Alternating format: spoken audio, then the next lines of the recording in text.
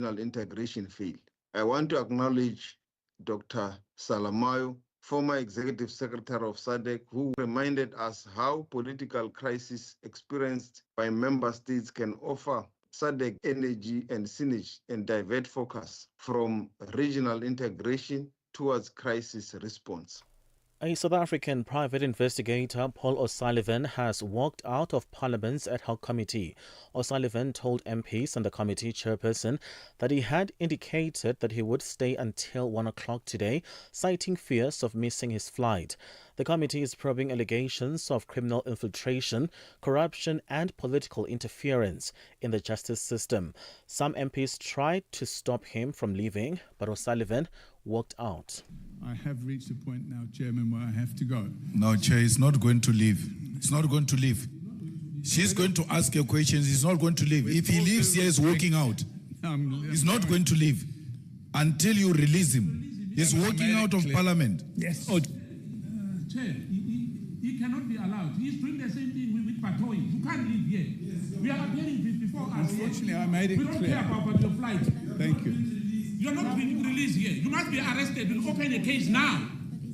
Pardon? We'll open a case no. Now. This man must not be allowed to go out of this country. I did not come here on a summons. I came here of my own free will, and I'm leaving of Human Rights Watch has accused Sudan's paramilitary rapid support forces of targeting, abusing and killing people with disabilities during and after seizure of El Fasher and Darfur last October. In a new report, the group says fighters from the paramilitary group sought out people with physical and mental disabilities.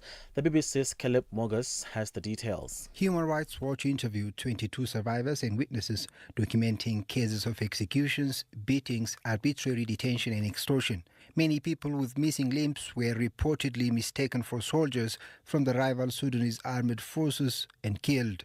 One man using crutches said he witnessed more than 10 disabled people being shot dead while detained.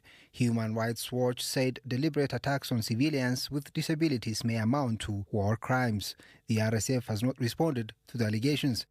A recap on the top story at this hour. South Africa's Minister of International Relations and Cooperation, Ronald Lamola, says the government is aware of other South Africans who were also recruited and ended up being killed while serving in the Russian army in occupied Ukraine. That is all from me. For any stories you'd like to share with us, please send us an email to newsroom@channelafrica.co.za, or you can call us on +27 11 714 4459. For Channel Africa News, I am Chanduko Ligege. SABC News. The African Perspective. In a sports headline, FIFA is yet to pay the solidarity funds from the Club World Cup in the US.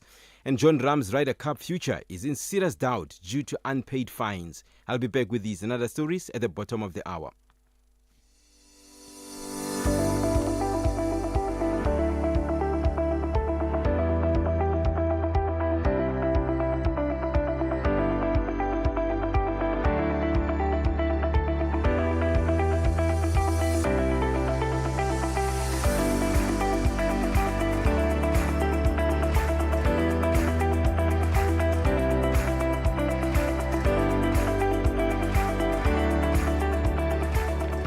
Right, good afternoon, Africa. It's exactly 16:07 Central African Time, Thursday, the 26th of February 2026. Good afternoon and welcome to Africa in Business on Channel Africa, the African Perspective. My name is Innocent Semosa, in for Tami Ngobeni.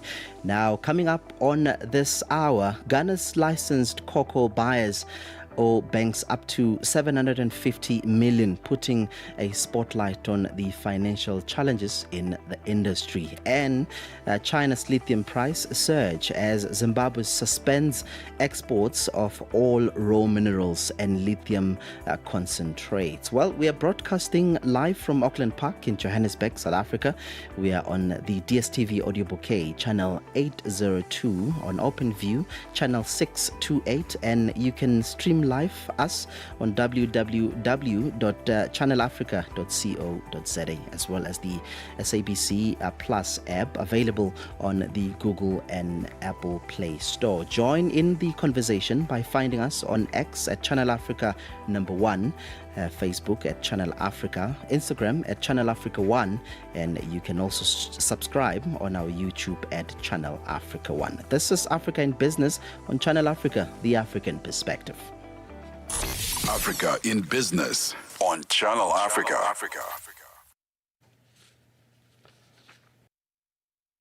All right, so we're hearing that the KwaZulu-Natal province in South Africa, which is the epicenter of the foot and mouth outbreak, which has spread across the country, stated that the vaccination, or should I say, started the vaccination cattle today.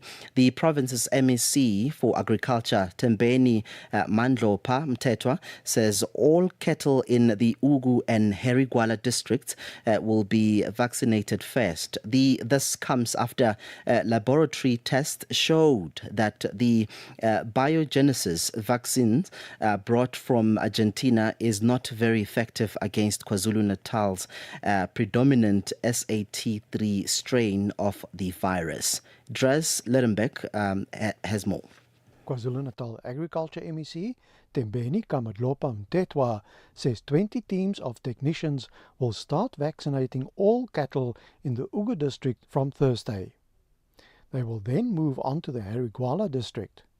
Kamadlopa Mtetwa says the province had to revise its vaccination strategy because the biogenesis vaccine is not very effective against the predominant SAT3 strain of the virus.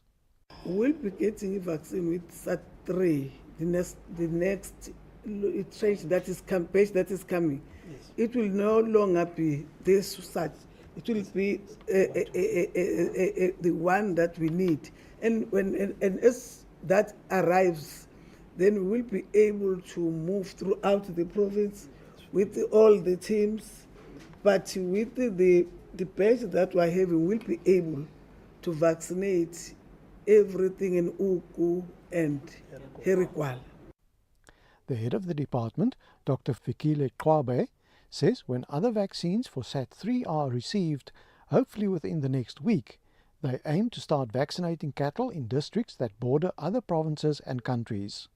So that means when now we receive SAT3, then we'll go back to the original plan, which has got 45 teams.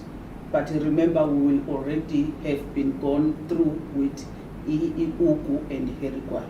So those are two parallel plans in the event that we receive SAT1 and SAT2, which is now we are rolling out the 20 teams. And then the 45 team is coming in once we receive the quality that we expected. Kamatlopa Mtetwa says very strict movement control of cattle will be enforced to prevent the further spread of the disease. The MEC even suggested that people hold off on paying lobola in the form of cattle until the outbreak is under control. Then we can't then say, lobola, you can lobola even after 20 years. You take a photo, there is online thing now. You know, this is very serious. You just go there, you take a photo of the animal, you go to the local incos to say, these are the animals that I'll be using. They go sit down, make an arrangement. I will also be involving even the traditional leaders. Kamadlopa Mtetwa has announced that private veterinarians are being appointed to help with the vaccination of cattle on commercial farms. Due to constraints at the Onderstepoort Veterinary Laboratory in Pretoria, the province is going to upgrade its Allerton Laboratory in Pietermaritzburg to also test for foot and mouth disease. It is estimated that it will cost 498 million rand to eradicate foot and mouth disease in the province over 5 years. I'm Dries Liebenberg in Pietermaritzburg. The safety and well-being of learners is a shared social responsibility. Parents and guardians play a critical role in ensuring safe, reliable, and lawful scholar transport. Parents are therefore urged to take responsibility for the following. Parents should ensure that learners are on time and ready for collection to prevent unsafe driving practices such as rushing, unscheduled stops, or overloading. By working together, parents, operators, and authorities can protect learners and build a culture of safety on our roads. Issued by the National Department of Transport. Africa in Business on Channel Africa. Right, let's look at this story now. China's lithium price has surged after Zimbabwe suspended export of all raw materials and lithium concentrates with immediate effects. Now, the export ban has raised concerns about the stability of raw material supply at the time when expectations of a boom in energy storage system has driven a rally in lithium prices since the second half of 2025.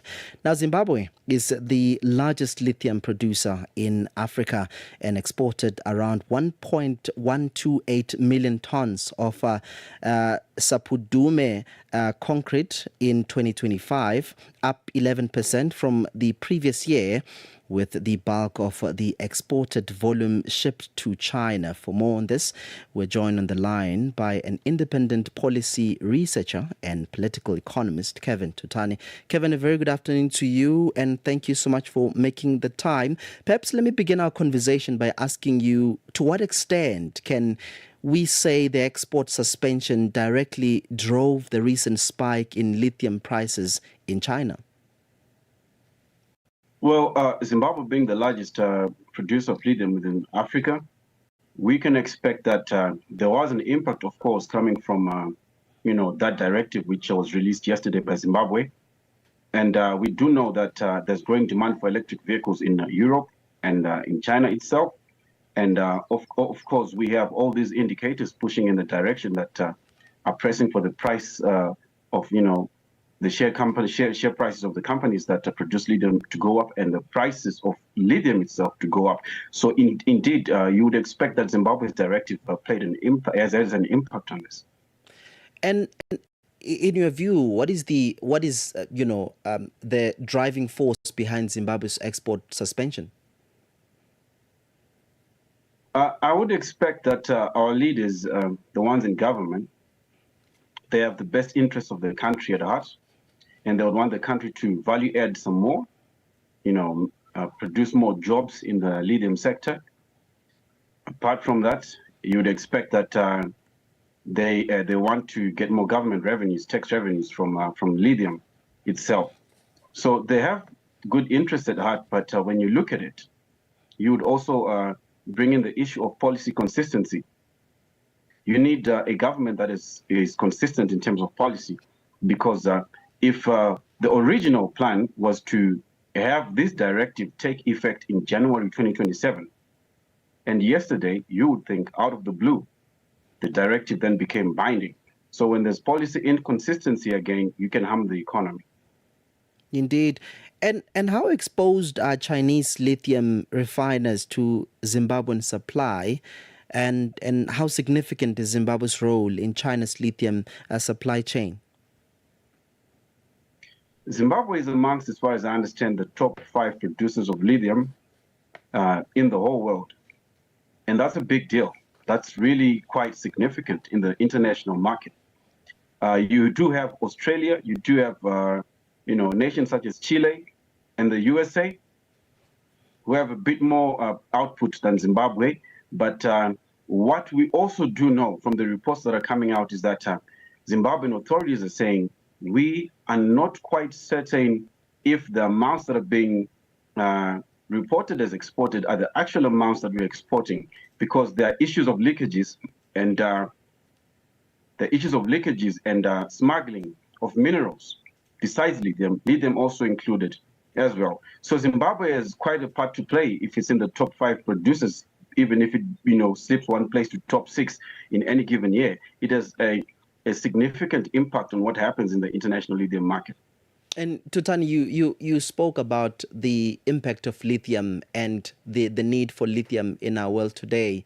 Is this price rally driven more by supply disruptions fears And are they likely to see stockpiling behavior from battery makers or traders in response?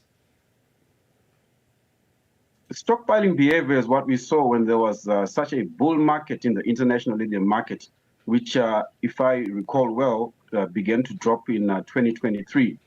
So these being, critical minerals, lithium being a critical mineral, it's expected that stockpiling will happen. It's expected. Why? Because we only expect demand to grow bigger and not less. Yeah, indeed. And how might Zimbabwe's suspension of all raw materials, Tutani, and lithium concentrates influence investment in Zimbabwe's lithium sector? Right.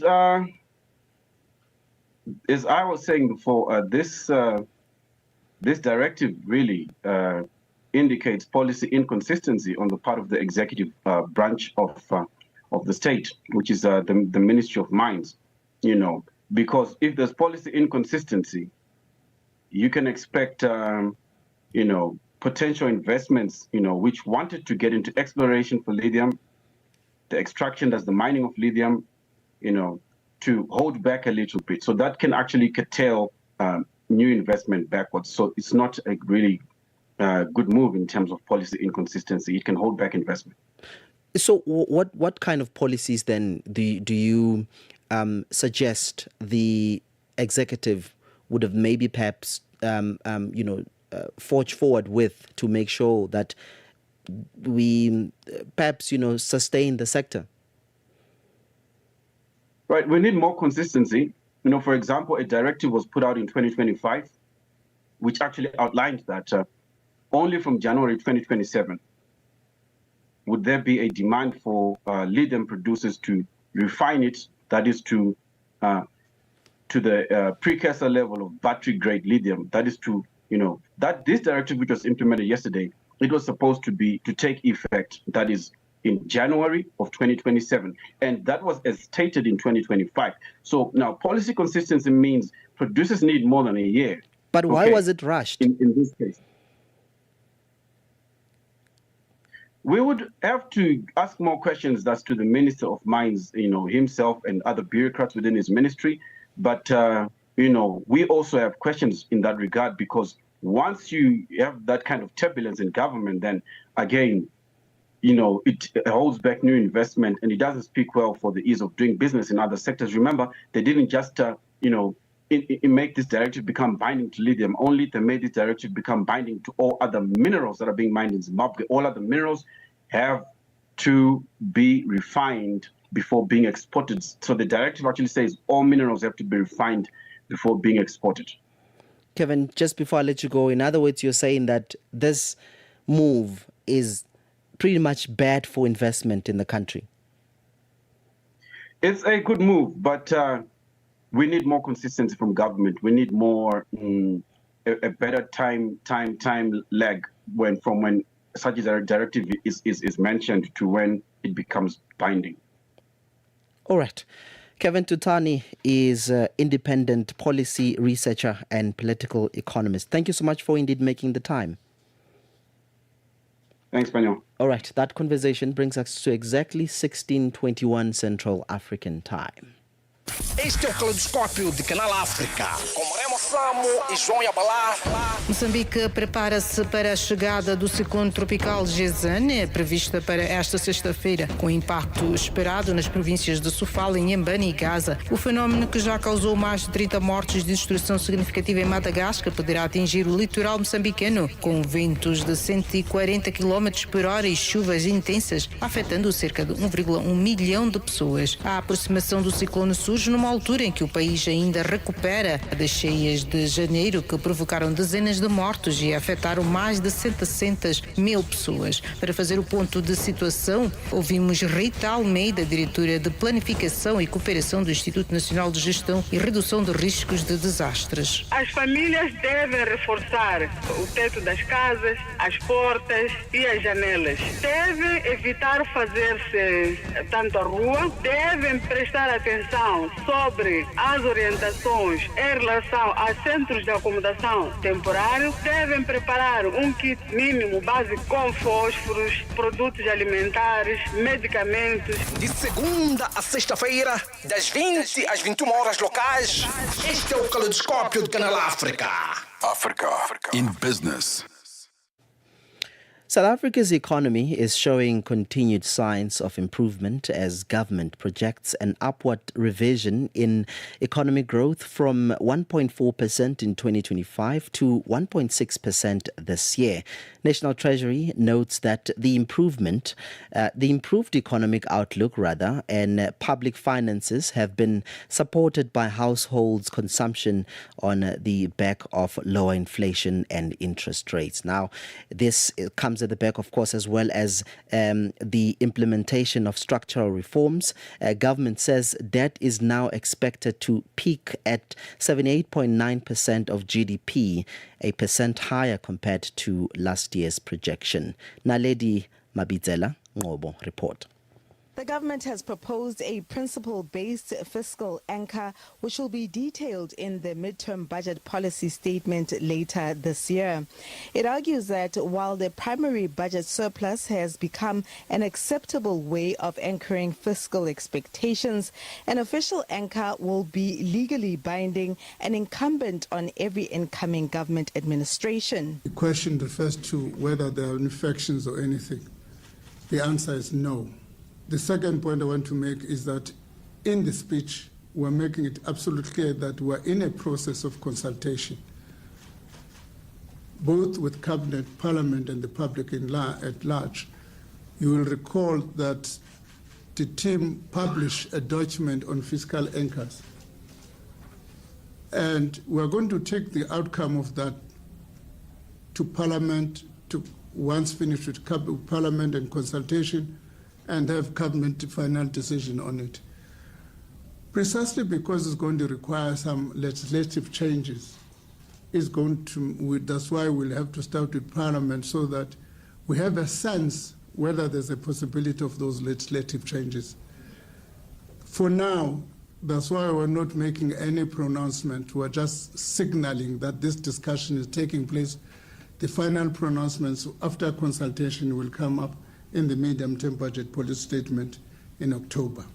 The National Treasury argues that the upward revision to the peak of debt to 78.9% comes as a result of increased borrowing this year amid favorable market conditions and the nominal GDP effects of the lower inflation target. So domestically, we borrowed more than we anticipated because of favorable market rates. It's also important to add that over the medium term, we do have a heavier than usual redemption profile. And so when we have an opportunity to borrow a little bit more and keep slightly higher cash balances in order to navigate the tricky redemption profile, we also take advantage of that.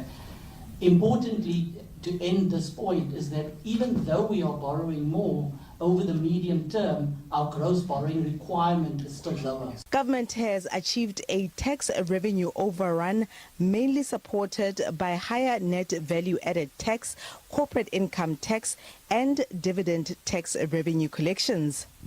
The 2026 budget proposes the first tax relief for inflation since 2023-2024, and I thought you would clap your hands for this.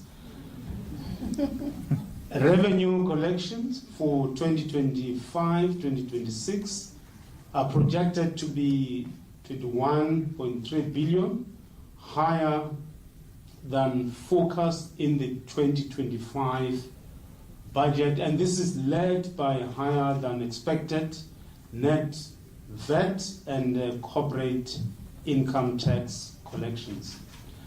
Higher precious metals prices have contributed to revenue performance and the outlook, but we need to emphasize that the gains are not expected to approach those generated by more broad-based 2021-2022 commodities boom. The country's budget deficit has narrowed from 4.8% announced in the 2025 budget to 4.5% in the current fiscal year. The primary budget surplus is expected to reach 0.9% of GDP. Economists have welcomed the budget announcements. Look, it's a good budget. If you look in terms of the economic projections, they show an economy that it continues to recover, reaching 2% by 2028.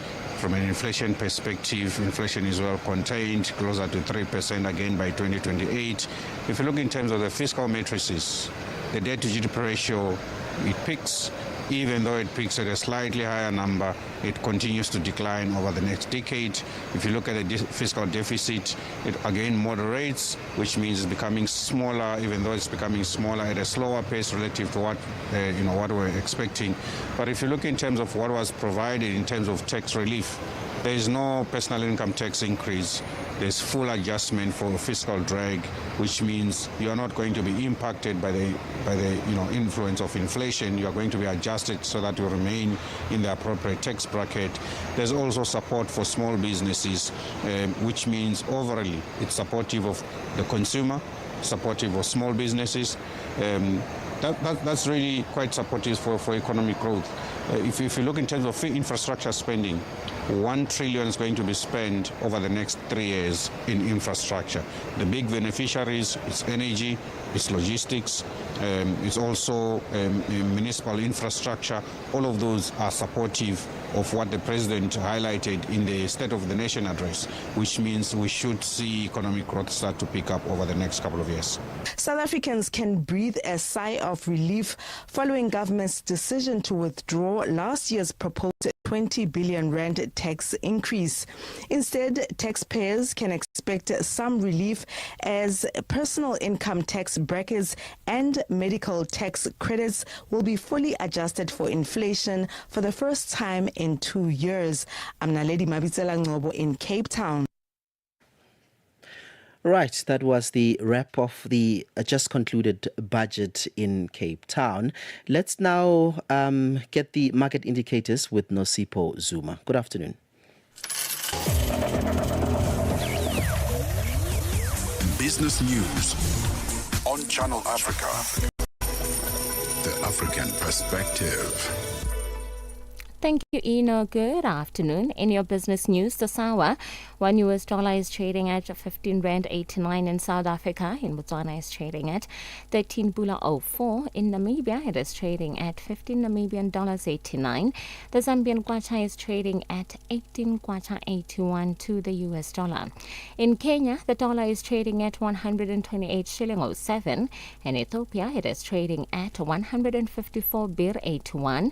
In Uganda, it is trading at 3,000 shilling 568.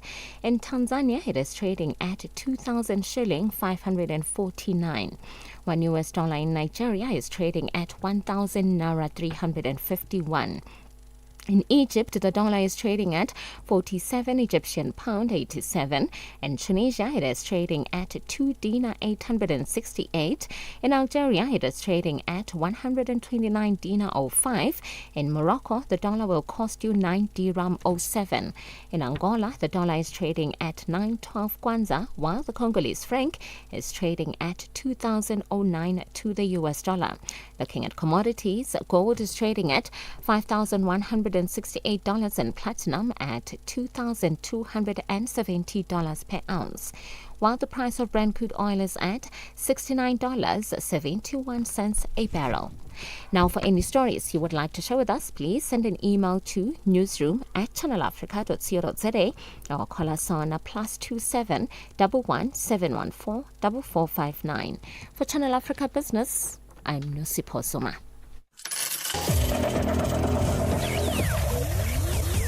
Business news on Channel Africa. The African perspective.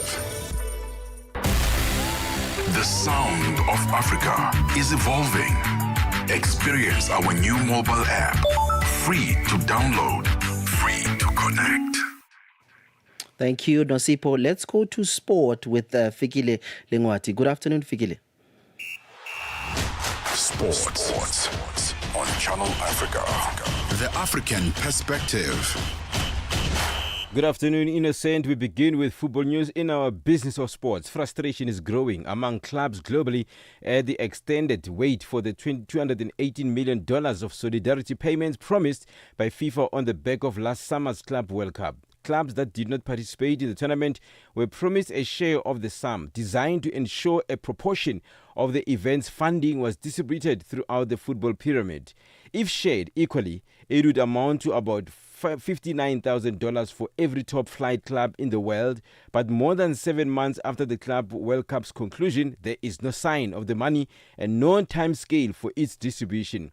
The Guardian in England understands FIFA is yet to determine how the money will be allocated. There is no suggestion that the windfall will go unpaid, but clubs in smaller leagues are growing particularly impatient. And the 10th installment of the Pirates Cup, the biggest and most prestigious under-21 soccer tournament in South Africa, promises to be even bigger and more competitive than before. Registration are already opened and the tournament office has already received over 1,000 team registrations. This year, the stakes have been raised even higher. To celebrate the continued growth and impact of the Pirates Cup, the organizers have increased the total prize pool to $19,000, up from $16,000 last year. The men's champions will now walk away with $8,000, up from $6,000, while the women's champions will claim $4,000, up from $3,000.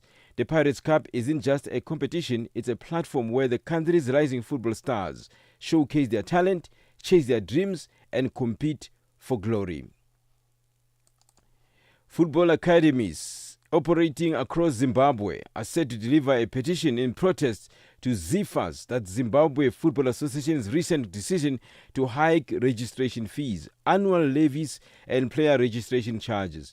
They argue in a petition seen by the publications around Zimbabwe that ZIFA neither consulted nor acknowledged the operational costs they incur in the development of Zimbabwe's future stars.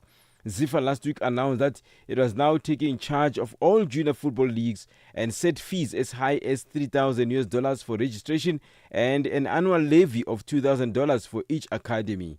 Over $5,000, ZIFA said academies will have to pay a registration fee of $20 and an additional $6 per player to the Sports and Recreation Commission to make a total of $5,620, say an academy has 1,100 players rather. And Saudi Arabia prepare to launch $47 million plus offer for Barcelona homegrown midfielder Marc Casado. Marc Casado has endured a difficult season so far at FC Barcelona with regular minutes not forthcoming, which in turn has affected his form. 22-year-old La Masia graduate finds himself behind Pedri, Frenkie de Jong, Gavi, Dani Olmo, and Marc Bernal in the pecking order. It has limited the Spaniard to only 1,129 minutes across 25 appearances in all competitions for the Blaugrana this season, leading to question marks over his future at the club. Indeed, the Barcelona midfielder appears on the list of candidates drawn by the country's Public Investment Fund, PIF, to strengthen the Saudi Pro League in the next transfer window. Apart from the $47 million plus offer to Barca, the Spaniard would be offered a salary far higher than his current one, which is among the lowest in the squad, with the aim of securing his approval for the transfer. We continue and end with golf now. John Rahm's Ryder Cup future is in serious doubt after the Spaniard failed to join his teammate Tyrrell Hatton in settling a dispute over a 7-figure fine with the European Tour group over participation in the Live Golf. Hatton is one of the 8 players who have agreed to settle all outstanding fines due in Europe and withdraw any appeals in return for releases to play on Live tournaments in 2026. Luke Donald, who is expected to remain in office for a third stint as Europe's Ryder Cup captain, wanted the situation with Hatton and Rahm resolved. And until now, members of the DP World, formerly European Tour, were punished each time they played in the Saudi-backed Live. Notable by his absence is Rahm, who remains in conflict with the European Tour group. For any sports stories you'd like to share with us, please send an email to newsroom@channelafrica.co.za or call us on +2711 714 4459. This is Channel Africa Sport with me, Fikile Lungwati. Sports on Channel Africa. The African perspective. Get the news, music, and lifestyle of Africa on Channel Africa. The African perspective. Right, thank you very much for the from the news desk. You are still listening to Channel Africa. This is Africa in Business, the African perspective. We're of course broadcasting live from Auckland Park in Johannesburg, South Africa. We are on DSTV Audio Bouquet channel 802 and on OpenView on channel 628, and you can stream us on www.channelafrica.co.za as well as the SABC Plus app available on the Google and Apple Play Store. Join the conversation by finding us on X at Channel Africa #1, Facebook at Channel Africa, Instagram at Channel Africa 1. You can also subscribe on YouTube at Channel Africa, the African perspective. Africa, voici Abedi. Oui, c'est moi. Abedi est un passionné de musique dans l'âme. Il a un goût pour toutes sortes de musique et passe ses journées à écouter Channel Africa. J'aime beaucoup la musique africaine. Ok. Devinez quoi? Channel Africa veut aider Abedi et les mélomanes du monde entier à découvrir encore plus de musique incroyable. C'est pourquoi Channel Africa appelle les artistes africains à soumettre leur musique. Chers artistes, n'oubliez pas de nous fournir toutes vos informations pertinentes à l'email adresse musique@channelafrica.co.za. Les soumissions sont votre chance d'être entendues, mais elles ne garantissent pas une playlist. Toutes les soumissions seront soigneusement examinées pour voir si elles répondent aux exigences de notre station. Channel Africa, la perspective africaine. Africa means business. Tune into Africa in Business with Tami Ngubeni for the future of the African economy. Channel Africa, the African perspective. Este é o Caleidoscópio de Canal África, com Remo Samo e João Yabalá. Moçambique prepara-se para a chegada do ciclone tropical Gezane, prevista para esta sexta-feira, com impacto esperado nas províncias de Sofala, Inhambane e Gaza. O fenómeno, que já causou mais de 30 mortes de destruição significativa em Madagascar, poderá atingir o litoral moçambicano, com ventos de 140 km por hora e chuvas intensas, afetando cerca de 1,1 milhão de pessoas. A aproximação do ciclone surge numa altura em que o país ainda recupera das cheias de janeiro, que provocaram dezenas de mortos e afetaram mais de 700 mil pessoas. Para fazer o ponto de situação, ouvimos Rita Almeida, diretora de Planificação e Cooperação do Instituto Nacional de Gestão e Redução de Riscos de Desastres. As famílias devem reforçar o teto das casas, as portas e as janelas. Devem evitar fazer-se tanto à rua, devem prestar atenção sobre as orientações em relação a centros de acomodação temporário, devem preparar um kit mínimo básico com fósforos, produtos alimentares, medicamentos. De segunda a sexta-feira, das 20 às 21 horas locais, este é o Caleidoscópio de Canal África. Using Scholar Transport comes with responsibilities. Every learner has a role to play in keeping themselves, their friends, and the driver safe. Board safely, enter the vehicle calmly, sit properly, and fasten your seatbelt at all times. Wait for a complete stop. Only enter or exit the vehicle once it has come to a full stop, and move away from the road in an orderly and safe manner.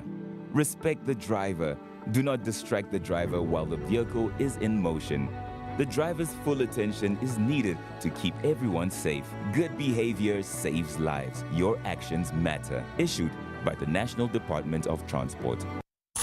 Africa in Business on Channel Africa. It's exactly 16:42 Central African Time, African Business on Channel Africa. Thank you so much for staying with us. Let's look at this story now. We're hearing reports that Ghana's licensed cocoa buying companies are reported to owe banks up to $750 million, raising concerns about mounting liquidity pressures in the sector. Samuel Adimado, president of the Licensed Cocoa Buyers Association of Ghana, says the debt burden has grown partly because Cocoa Bond, the country's cocoa regulator, has increasingly cancelled funds into non-core activities such as road construction. As a result, licensed buyers have had to rely more heavily on bank loans to pre-finance cocoa beans purchase. The situation, of course, was worsened by 2 consecutive poor harvests driven by crop diseases and unfavorable weather conditions, which have strained production and cash flows across the sector. For more on this, we are now joined on the line by Stevenson Anane Boateng, the president of the Ghana National Cocoa Farmers Association. Boateng, thank you so much for making the time and welcome to Channel Africa. Maybe let me begin the conversation by asking you, how do the rising debt of licensed cocoa buyers to banks affect the financial stability of the cocoa sector and, indirectly farmers as well? And in your view, are farmers at risk here of delayed payments or lower prices due to buyers' liquidity challenges? Thank you and good afternoon to the listeners. I'm Anane Boateng calling from Ghana National Cocoa Farmers Association. We are cocoa farmers, and the situation now in Ghana is so tough, very, very rough. Since cocoa sector has become a very big issue when it comes to financial issues. Finances are so rough because Ghana, you've been taking what do you call it? We call it money that we take from our off-takers to purchase or to buy cocoa. And the purchasing officers are the people who are responsible for it. And this syndication, as I said, was cancelled. It has become a burden for these people to buy our cocoa because since Ghana is not being able to have funds to buy it, and we are under this condition of African Ghana under the I remember. So it's difficult for Ghana to go for a World Bank loan. So this case, Ghana is in serious financial crisis, and it has seriously also affected we cocoa farmers. This is because since October last year, we've been taking our cocoa to the purchasing officers for money, and it has become very difficult for us to get the money. And all these things, assessment has come as a result of the bad management of our regulator. When I say that the regulator, the Cocoa Board represents government on cocoa intervention. And the past years, since they've been taking syndication from our off-takers, they never mind to find a seed money to, manage the cocoa sector. They always look forward to take the money and spend it. And it has become a debt. It has accrued huge sum of money or debt there. And this has actually caused the whole confusion on the financial crisis, which has put in burden not only on the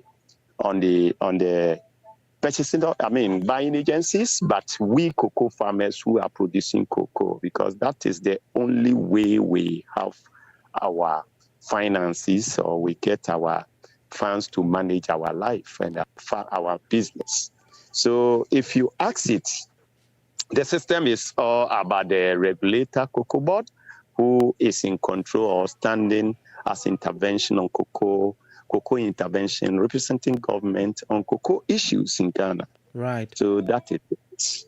Right. And what measures, Boateng, are being taken by the association to protect farmers, their income amid these financial pressures, as you just rightly alluded to?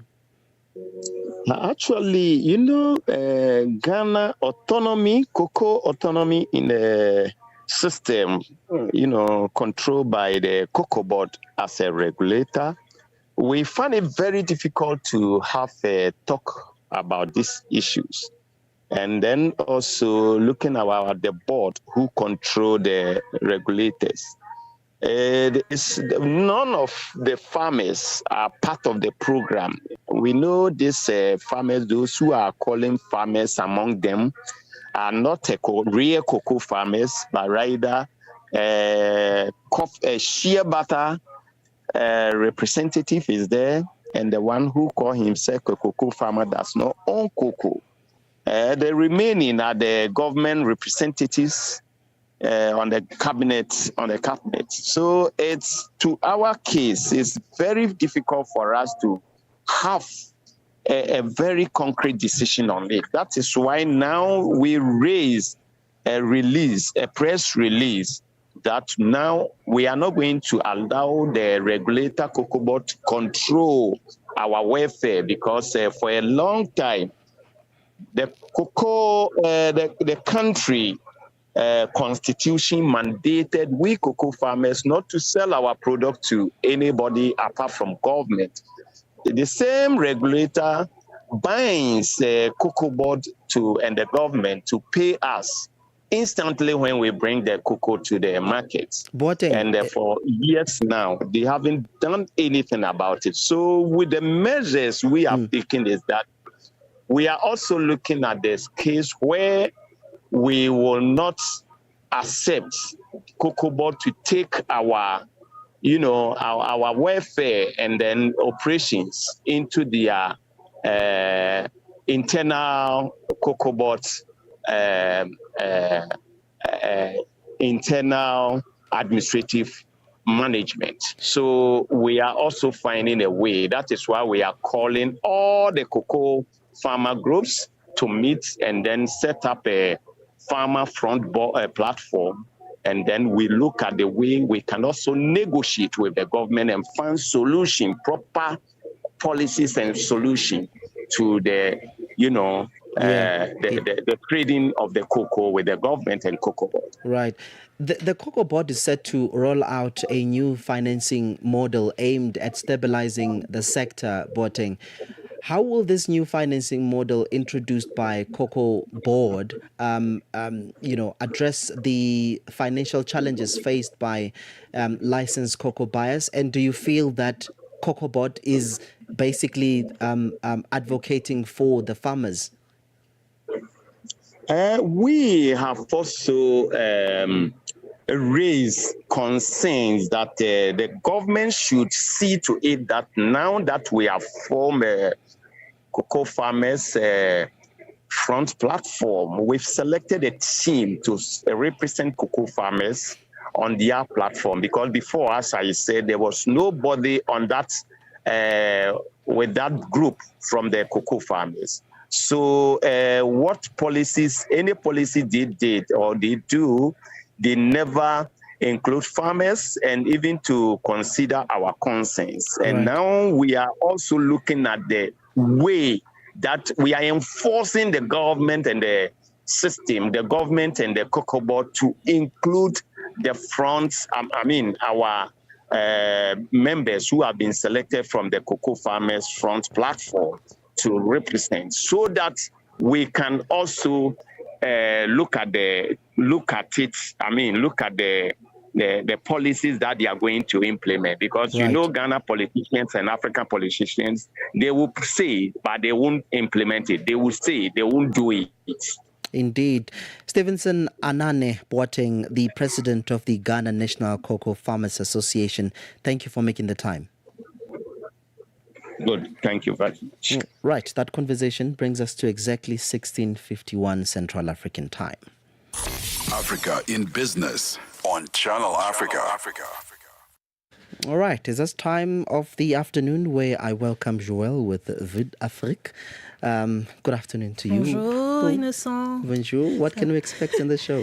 Alors sur Vue d'Afrique, bonjour à tous les auditeurs. Sur Vue d'Afrique aujourd'hui, il sera question notamment du Burkina Faso. 7 hauts magistrats et douaniers condamnés à des peines de prison lourdes dans le cadre de la lutte contre la corruption. Et nous parlerons aussi de la Côte d'Ivoire où le Front populaire ivoirien exige l'ouverture d'une enquête judiciaire à la suite de la publication de nouveaux documents liés à l'affaire Jeffrey Epstein. Et aussi, nous parlerons du pavé dans l'Amar du Togo qui propose d'engager en collaboration avec l'Union africaine une réflexion sur l'instauration d'un nouvel an africain. C'est tout à l'heure sur Vue d'Afrique. Merci de rester connecté. Merci Innocent. Merci. She's up next with Vue d'Afrique. Africa in Business on Channel Africa. All right, staying on the cocoa story that, of course, we've been discussing with Stevenson and Nene Boateng. But for more on this, we're now joined on the line again by economist and CEO of the Innovation Hub, Agrico Hub, George Antwi Boas Saiko, who is joining us on the line. Thank you so much for making the time, sir. Thank you for having me. Indeed. How serious is the reported 750 million debt exposure for Ghana's cocoa sector and the banking industry? Yeah, good afternoon. It's a worrying development for the cocoa sector, which has been one of the backbones of Ghana's export revenue earning. It's going to really affect a large number of the cocoa buying companies and also even the financial institutions as they have been exposed to so far. And it's a worrying situation because in the end, it's going to also affect the cocoa farmer. And that is the external effect that we are all looking at. It shouldn't happen, but that is the worrying situation currently in Ghana. So, Boasiako, could this lead to tighter lending conditions for the agriculture sector as a result? I think this development, for me, it's a kind of a transition in terms of the cocoa financing in Ghana. I think for the past 32 years, Ghana was depending on syndicated loans where government guarantee purchase of cocoa. We go for loans, syndicated loans, and then government comes to buy the cocoa through the LBCs. But in this case, back in 2024, government decided that we are going to raise money through the market. So if you're interested in cocoa, you pay 60% upfront of the quantity that you want through the LBCs, and that financing arrangement hasn't been very strong enough, looking at the challenges that the sector is going through. So that is what's actually exposing the LBCs to this challenge, because they were forced to actually depend on the banks to actually raise funds to buy the cocoa at the domestic level, and that is a trend. And so this is quite new. This is a new trend that Ghana is trying on, and now the dilemma is: will Ghana continue to actually raise domestic resources to buy cocoa, or we should go back to the 32-year-long syndicated loan arrangement? And that is the contention, because this has a potential of actually affecting the LBCs, because now banks will be very careful, tighter in terms of how they're giving money to the LBCs. Mind you, exchange rates is dropping. So if banks are losing the amount they expected to get from lending to the LBCs, and this crisis are also on their neck, they may want to think twice. But I think it's a dilemma. Should we revert to the old system, or we do this in a different way? But I think the government also have another strategy to deal with it.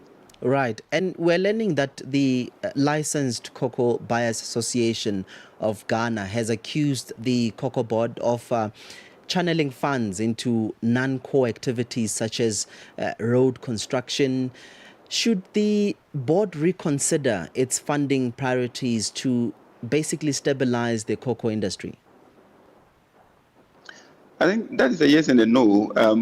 Why? Because the previous arrangement, government goes to raise the syndicated loan using the Cocoa Board then also kind of collateralizing the cocoa bean that you are going to produce within a given crop yield year. But so in that case, the funding was in the hands of Cocoa Board. But with the new arrangement, Cocoa Board you don't even have that luxury to do that, because at that time the money comes even way before the season starts. But with this one, they have to look for money and pay the LBC. So I think they are missing two different scenarios. The previous scenario, Cocoa Board had more control over the money, so they could use it for other activities, because they believe that the cash is there and they could use it for other purposes. But for now, the trend is not the same. Now you are looking at raising funds from the buyers themselves to actually pay for to the LBC. So the financing arrangement is not as easy.